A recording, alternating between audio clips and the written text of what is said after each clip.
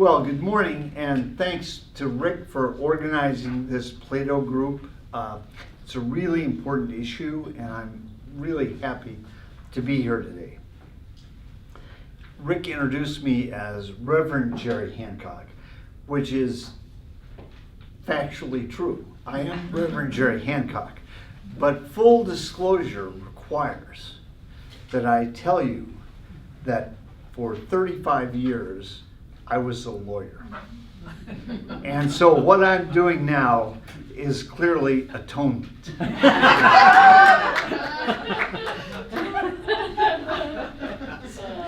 I spent 35 years as a lawyer, all of it in the criminal justice system. I worked as a public defender, which is a lawyer who's appointed to represent people who can't afford a lawyer.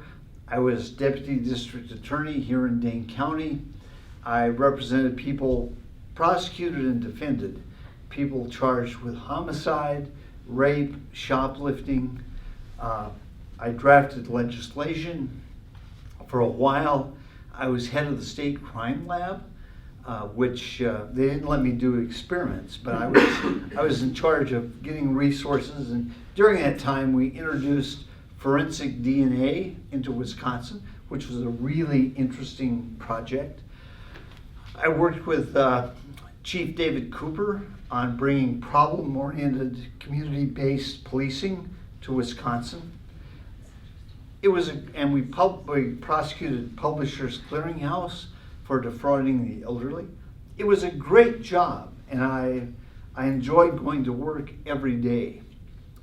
But about 15 years ago, I began to feel that I might be being called to a different kind of work, that I might be being called to ministry. And so after, in our denomination, to be ordained, you have to have a Master's of Divinity degree. So I started thinking about how I might get to that point to become an ordained minister. And I talked to several people. First of all, I talked to my wife and said, I think I might feel a call to ministry. And we've been married, at that point, we've been married 30 years, and she was very wifely about it and said, oh, that's interesting. She had seen these enthusiasms before. And then the second person I told was a woman named Bonnie Van Overbeek, who was a second career minister and a good friend of mine. And I thought she would be overjoyed when I said, I think I have a call. And so I took her to lunch at Pasquale's on Monroe Street and said, Bonnie, I think I may have a call to ministry. And her first reaction was, you're really old. And then she said, no way, I don't mean you're old, I mean you're lazy. And I said, well, and she said, no, what I mean is, you've been a big shot lawyer for a long time, and you've had law clerks and paralegals and secretaries, and when was the last time you did any real work? She said, no, if you're going to go back to school, that you've got to do the work. You've got to do it yourself. And you need to find out if you need to test this call. So I started down that path. She, of course, became a very good mentor to me in all this. And I started going to school at Chicago Theological Seminary, which is down on the campus of the University of Chicago. And so I was still working full-time and arranged my schedule so I worked 4 days a week and had a day off when I could go to Chicago. And so after about 100 trips back and forth to Chicago, and at the age of 53, rediscovering the joys of student loans, and reading a lot of very strange books. If you're one of those people who, if you're on an airplane and you really don't want to talk to the person next to you, if you take out a book called History of the Early Church Fathers, Volume 1, nobody talks to you. Nobody talks to you. So, but after all that, I finally realized where God wanted me to be. And God wants me to be in prison. Because it's in prison where I can find the justice that I couldn't find in the courthouse. I know that a correctional system, a criminal justice system that results in prisons operating at 130% capacity, with inmates sharing a cell and an open toilet, sometimes 23 hours a day, is not real justice. I know that a criminal justice system that creates a correctional system, the majority of inmates are black, brown, or red, is not real justice. I know that a system in which a young black man in Dane County is, by some measures, 100 times more likely to go to prison than a young white man, is not real justice.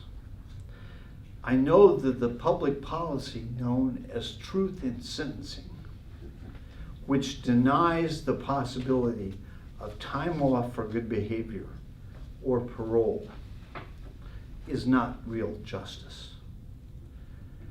And I knew that no matter how hard I worked as a lawyer, no matter how hard all the well-intentioned people I knew in the courthouse, in the crime lab, in the prisons, no matter how hard we all worked, I was not going to get to justice as a lawyer.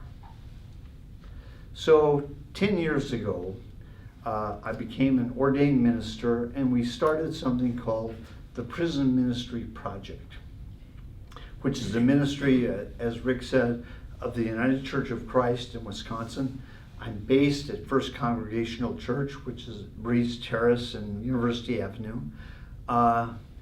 And our mission is to really do two kinds of work.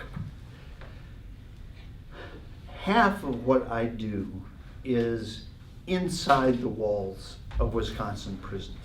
We do some worship services, but we do a lot of work in restorative justice and trying to heal the harm caused by crime. And the 100 or so volunteers that work in various ways in our program spend probably 200 days a year inside the walls. And so half of what I do is inside the walls. The other half is working for prison reform. So half my time is in prison, the other half is down at the Capitol. And to be honest, the people I meet in prison are much nicer than the people I meet at the Capitol. So that's what I do, and that's how I got to be where I am, and why Rick asked me to come to talk.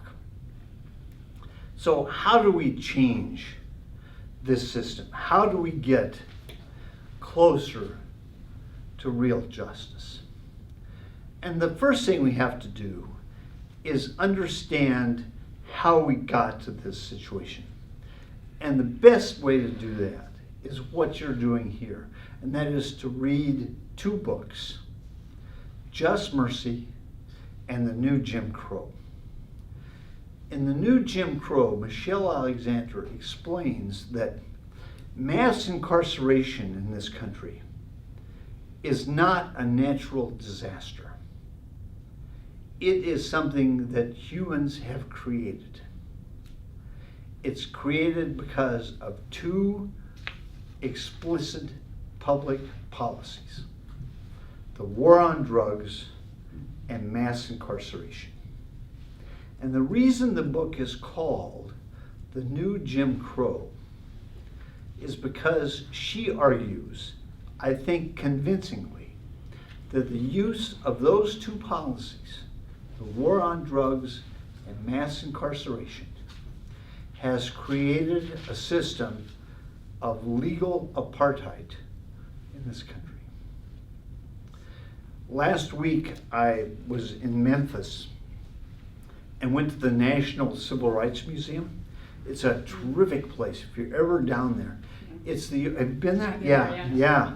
It's the old Lorraine Motel where Dr. King was assassinated. We've all seen those iconic pictures of King on the balcony just before he's shot. Well, they have preserved that facade. And then behind it, they've created this wonderful civil rights museum. I mean, they have a bus from Montgomery, Alabama that Rosa Parks would have been on.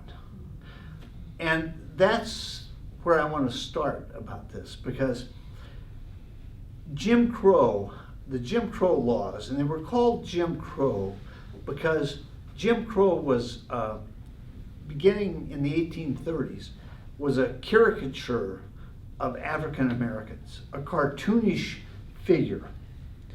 And so if you wanted to diminish African Americans even more, you would refer to them as Jim Crow, as being this caricature. And so the laws that were passed after the Civil War, after Reconstruction ended, were called Jim Crow laws, and they were legally enacted and approved by the Supreme Court, ways of legally enforcing segregation. They were based on the proposition that separate but equal was constitutional. And they were for 80 years approved by the US Supreme Court. And it wasn't until Brown versus Board of Education that the Supreme Court finally said, no, these laws are unconstitutional. So she calls her book The New Jim Crow. And when I looked at that bus from Montgomery, Alabama last week, it occurred to me that if you had a sign on buses in Madison that said, if you've been convicted of a drug offense, you have to ride in the back of the bus, that bus would look like Montgomery, Alabama in 1954. That's what she means by the new Jim Crow. The other book that's really important to read is Bryan Stevenson's Just Mercy, which of course is the big read book in Madison. And he writes so beautifully and so with so much empathy. And in Wisconsin, at least for now, we don't have capital punishment. So the stories he tells about death row, don't really resonate in Wisconsin.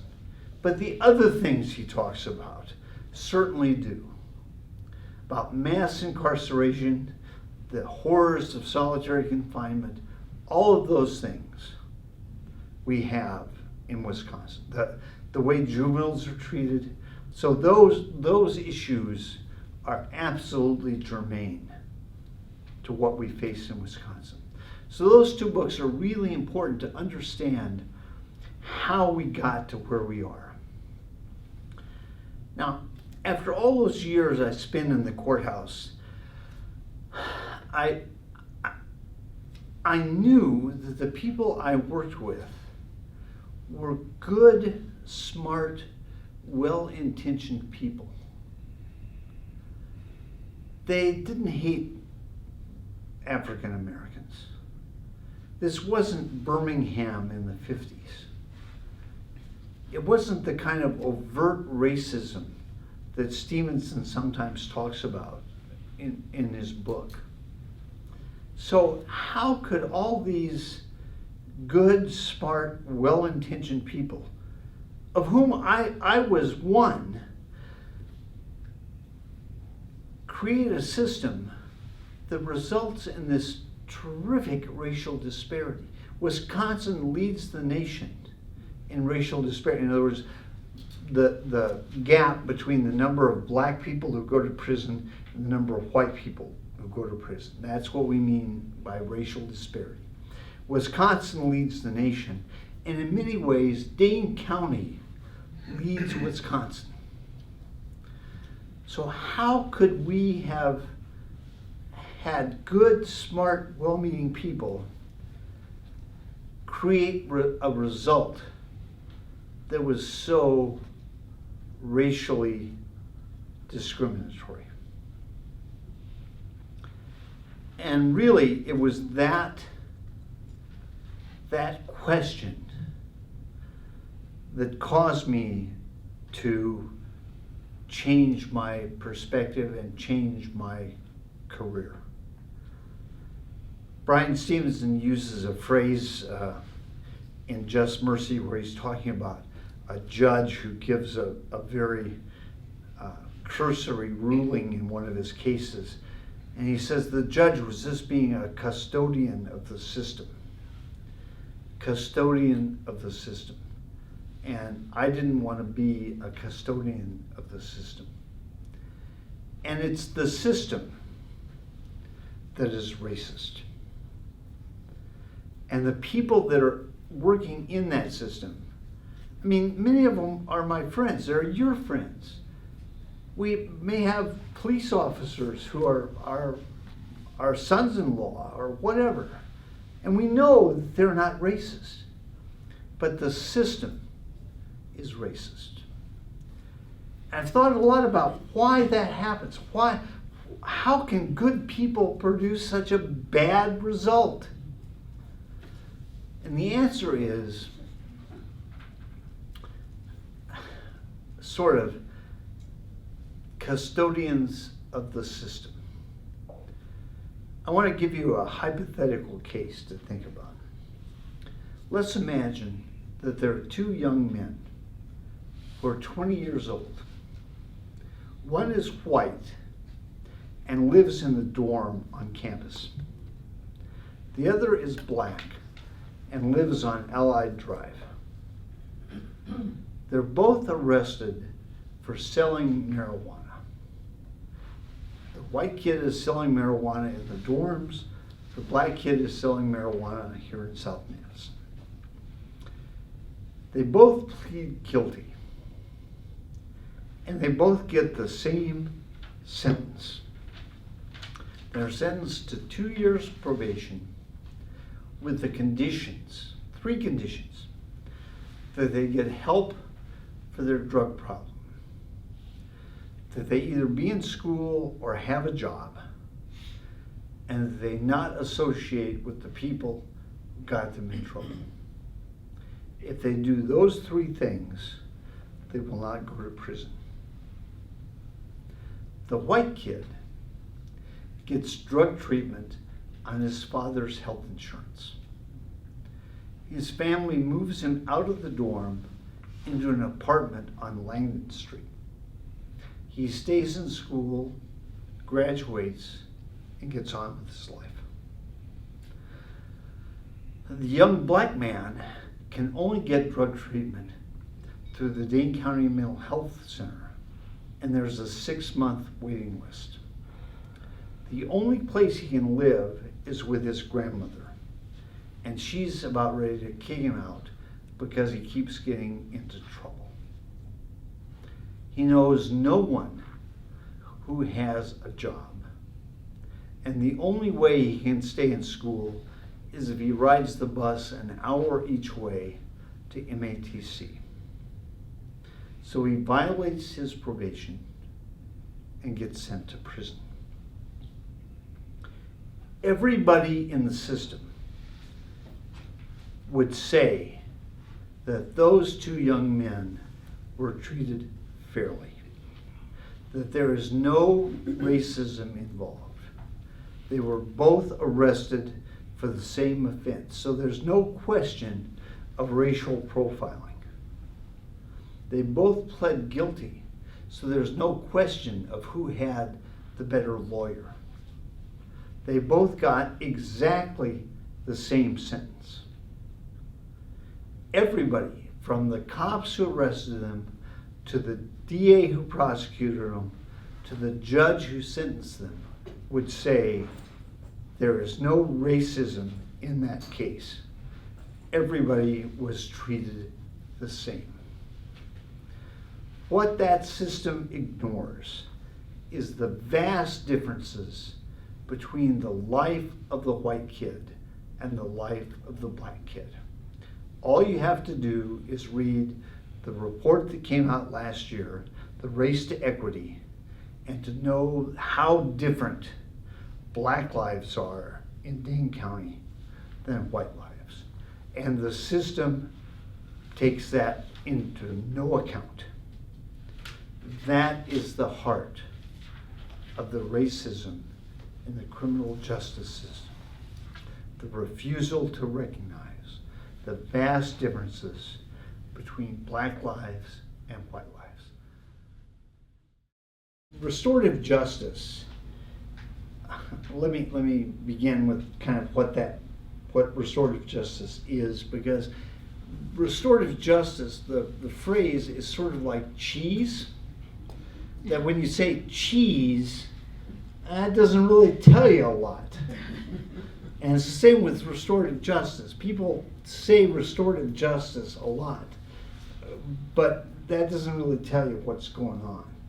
But like cheese, you hope that restorative justice has the same fundamental ingredients. And that is bringing victims, offenders, and the community together to heal the harm caused by crime. And that's a radically different perspective than the criminal justice system. The only questions the criminal justice system asks is who committed a crime and how much punishment do they deserve? That's all. I learned that lesson painfully a long time ago in a case that happened. If we didn't have that wall, you could look out and see the McDonald's on Park Street. A long time ago when I was in the DA's office, there was a murder that was committed at that McDonald's. Two white guys from Fort Atkinson had come to Madison to buy a mattress at Crazy TV Lenny's. I'm so glad everybody understands these references. And they had this little white pickup, and they went to buy the mattress at Lenny's, and then stopped at the McDonald's to get something to eat. It's about 5 o'clock. And a group of young black kids from the neighborhood came into McDonald's. And one of the black kids, named Ramondo Seymour, for some reason had this 30-inch bow hunting arrow. Now, I don't know if any of you have been bow hunting, but the arrows are like, come to a point and they're like 3 razor blades. And they're used for hunting deer. You know? So he had this arrow. And so the kids are goofing around, and something happens. And the white guys may have used the N-word, and a fight breaks out. And during the fight, Ramondo Seymour takes this bow hunting arrow and stabs one of the white guys through the back and into the back of his heart. He dies instantly, right there on the floor at this McDonald's. And just an aside. You know, have you ever been to McDonald's and somebody spills a milkshake and the crew comes out with mops and stuff and starts cleaning it up right away? Well, that's what they did with the crime scene. I mean, but anyway, the cops come, they find Ramondo Seymour right away, and the case ends up on my desk to prosecute. And so we have a 3-day trial. And again, you all are old enough to remember a lawyer, a very flamboyant defense lawyer named Don Eisenberg. And he defended Ramondo Seymour. And we had a 3-day jury trial. And what I remember about that courtroom is that the victim's family and friends from Whitewater, all white, were on the left side of the courtroom. On the right side of the courtroom was Ramondo Seymour's mother, grandmother, and grandfather. And that's all. In the 3 days of that trial, I never talked to anyone on the left side or the right side of that courtroom. I was Deputy District Attorney of Dane County, but none of those people knew anything about the case I was trying. They were not witnesses. They had nothing to say about the case. They were irrelevant to the case.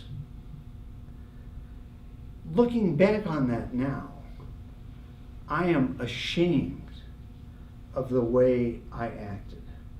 I acted perfectly appropriately for my role as a custodian of the system. My job was to convict Ramondo Seymour of murder, and that's what I did. But I ignored all the pain that was in that courtroom, all the people that needed to be healed. And if you look at a restorative justice approach to that, you think, all right, who's been harmed here and how can we heal? And obviously the victim and the victim's family were harmed. They lost a son. Ramondo Seymour's mother were losing, in some ways, a son. The community, the people that live around here who would send their kids to McDonald's with $1 to get a Happy Meal or an ice cream cone, had lost the security. They were harmed. There was so much healing that needed to be done that I just ignored. So it's that kind of recognition that makes me believe so much in restorative justice. And now, in South Madison, they've created a restorative justice court to try and bring that kind of healing to minor crimes that are committed in South Madison. So that's a really, really good start. So let me close with just one thing that makes me crazy.